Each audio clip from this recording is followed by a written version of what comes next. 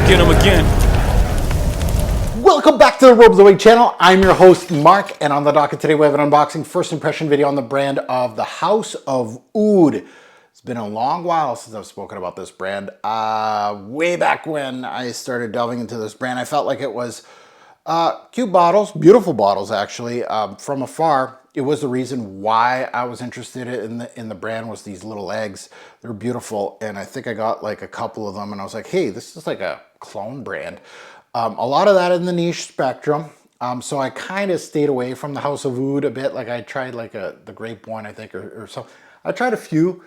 So this one right here called Almond Harmony. So we'll see what this one's all about. Almonds, love them in fragrances. I just spoke about a Comme des Garçons fragrance that has lots of almond in it, of course, called Sticky Cake.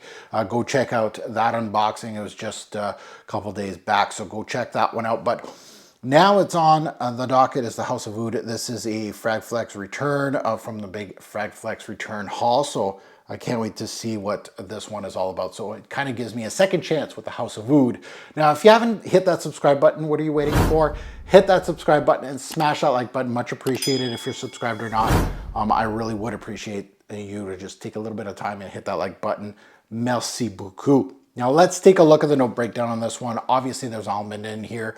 I see 3 notes that will produce an almond-like note. Obviously the top note of almond, but in the mid we got heliotrope, which will give you an almond-like feel. And then of course in the base we got tonka bean, which will also give you an almond-like feel. But there's some really interesting florals in here as well. Lots of them actually. Iris, jasmine, rose, orange blossom, just to name a few. There is some balsams in here and vanillic qualities. So I'm kind of thinking, you know, almond-based fragrances really go, a lot of them go really, I don't know, like if it's heavy use of tonka, it'll have like a cherry hue and all that. But a lot of almond-based scents are very, like my shirt, very beige. They use vanilla and heliotrope and things like that to back it up. So this was released back in 2016. Let's take a look at it and let's delve into Almond Harmony and the House of Oud. It's been a while since I've unboxed one of these. They come in 75 ml bottles, so they kind of, either way you look at it, are they cheapening you out on the 100 ml or are they giving you extra from the 50 mils? It's up for you to decide. These bottles are handmade from what I know. So every single bottle are unique to you, which is really interesting. And that was one of the, oh, we got a leaky bottle. I could see the paint rippling at the bottom here. This might not be a good video. The atomizer might not work on here. Oh, it's gross. Okay, so, well, what I do for the YouTube channel for you to get informed about the fragrance, still maybe 40% left. Yeah, that's, you know, that's the fragrance guru. I know exactly how much juice there is.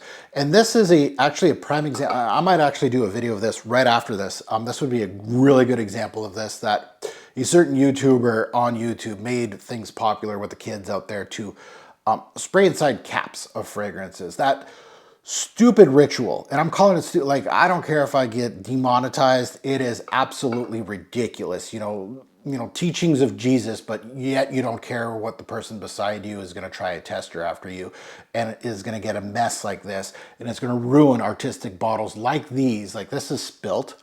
This is a leaky bottle, so I understand it goes like this, and it ruined basically the whole thing. But this is the kind of stuff that you do. Like if you're following that person for fragrance information and you think, you know, they preach the teachings of Jesus, like, you don't care about the person that's going to try a fragrance right after you. Like, get a strip, put it on your skin. If there's no strips left, talk to the sales associate and get strips. Do not spray inside. I know it's not your bottle, but care about other people, right? I don't understand, and I might make a video about that because that absolutely pisses me off. Honestly, this is not what has been done here, but you can see that like it ruins the paint on the bottle. I don't care if it's a tester and they can replace it. It's all about the next person. You sprayed it in this cap and then you put it back together, and the next person that's going to spray it, there's a bunch of fragrance and like, Absolutely no regard of other people after them.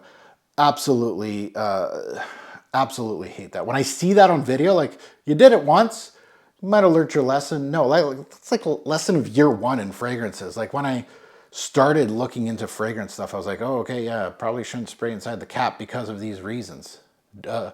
Okay, so the atomizer still works. Did I just spray my camera?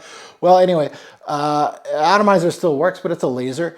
Uh, let's put it on strip here, and then we'll put it on skin. I'm going to put it on skin together. Usually I don't do that, but I would just want to kind of, yeah, that's it. At least I'm going to get the video out of this. Sorry. Anyway, sometimes I go on a tangent like that because it's just being, this fragrance community, you have to kind of respect others in regards to stuff like this. Other frag heads trying out fragrances and they go to a tester and it's absolutely disgusting. Now, that's not what happened here. This is a leaky bottle. I get it. So this is definitely almond forward.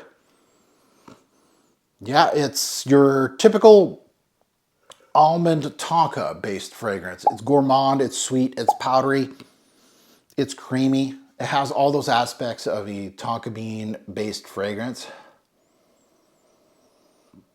The almond has a toasted accord to it, so it kind of, I like that. It kind of warms up the fragrance a little bit. I like that profile to me. So it has like a toasted almond scent profile with powdery heliotrope behind it. I'm going to give it to the heliotrope. There's other notes that can make this thing powdery, including the tonka bean, but heliotrope always goes super powdery on me. And there's tons of tonka in here. So this is a tonka heavy heliotrope, and those are your major players. Almond, which is coming from the heliotrope or the tonka. Heliotrope and tonka are your major players in here. It gives me a light cherry hue as well. So that's why I was saying it's heavy on the tonka bean.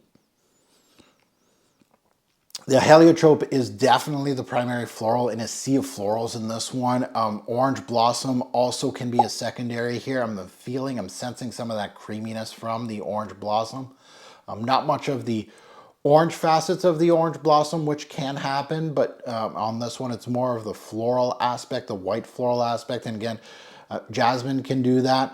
Ylang ylang can do that as well. But I don't get much of rose in here. It's an almond floral at the moment. It's definitely creamy, powdery, vanillic.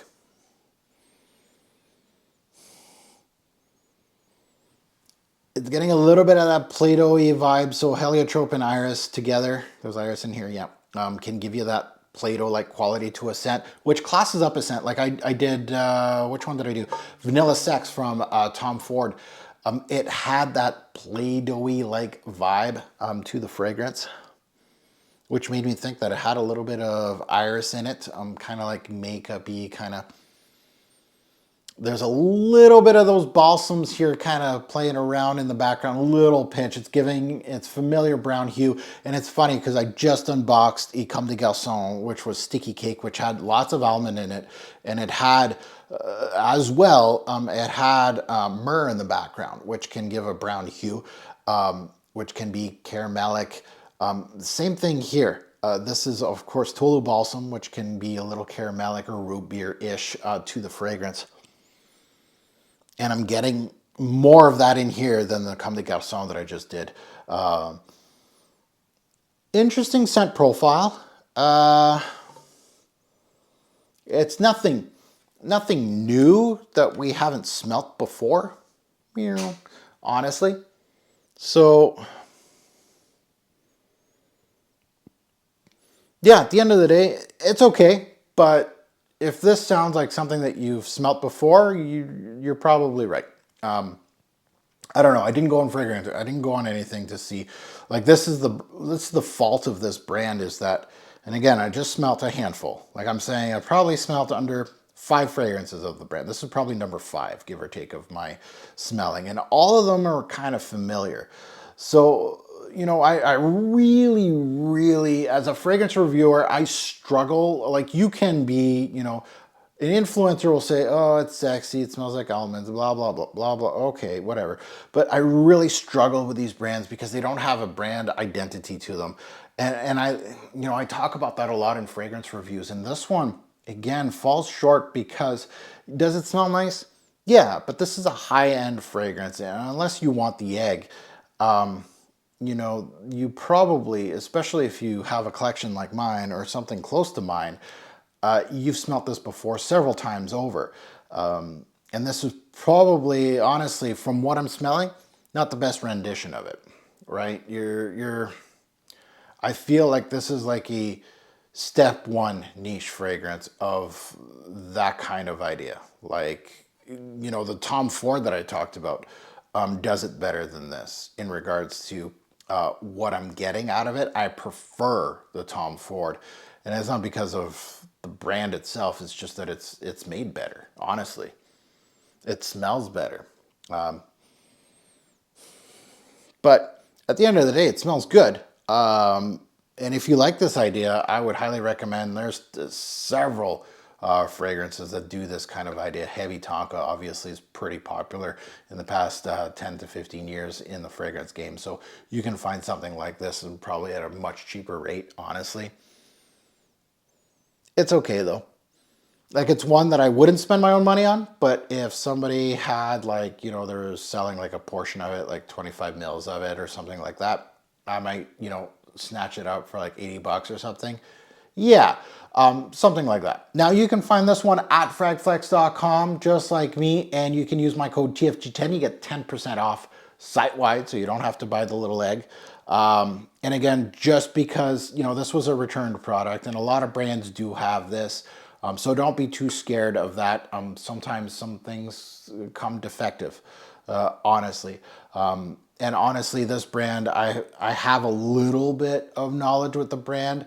I'm not saying that this is a regular occurrence. When it's a regular occurrence, like I've seen several fragrances like this, and I'm like, oh, there's a defect with their bottles. But for me personally, at least from my recollection or what my thoughts are, I haven't seen too many. This is the first that I've seen a bottle like this in this bad of shape, unfortunately. But I'm happy I could get a review out of it for all of you. Now that you heard my take, I'd love to see yours in the comments below, good, bad, and the ugly, on this particular release, Almond Harmony. You can always talk about this brand and tell me maybe the ones that I should be checking out instead of the ones I've been checking out. I don't know. It's not like I'm jumping to try to get samples of the brand, but there is some that are quite unique as far as note breakdowns that I did want. I think one was called What About Pop or something like that, like a popcorn one or something. I don't remember, but there's some interesting ones, but like the grape one was interesting in name and bottle and look, and I was kind of like, it's all right. And as always, in great or poor fragrance will make a lasting impression. Choose your scent wisely. Thanks for watching YouTube. Have a good one.